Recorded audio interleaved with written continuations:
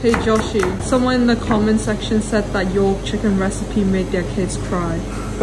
Really? I'm so sorry. I will show you a dish that will put a smile on every kid's face. A Cantonese sweet and sour pork. Many of you have had this dish before. Today, I'm gonna show you how to make it from scratch. First, vegetables. Red pepper, onion, pineapple. 10 pineapple worth too. Cut them into strips. Next, pork loin.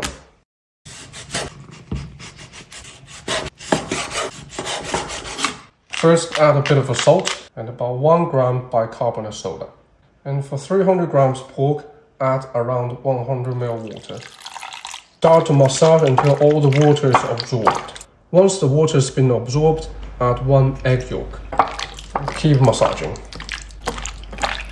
Now the pork is ready, we're gonna coat them in potato starch.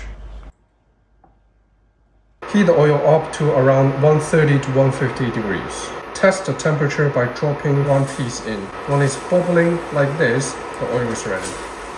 Fry around 3 to 5 minutes and then take it out. Now the pork is cooked, we're going to continue to heat up the oil until it's slightly smoked and put the pork back in for another 20 seconds. This step is to really make sure the coating is very crispy. You always need to fry them twice. Now we make the sauce. First off, some salt.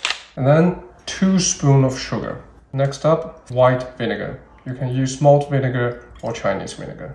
And then 1 spoon of strawberry jam. This is for fragrance and also adds color. You can use any jam you want. Finally, some lemon juice. You can use fresh lemon if you want. Mix. Fry the vegetables first. Now add the sauce in. Heat up the sauce until it's bubbling like this. Add the pork in. Turn off the heat, mix. Now it's ready to dish out. Smells so good. It will stop me from crying too.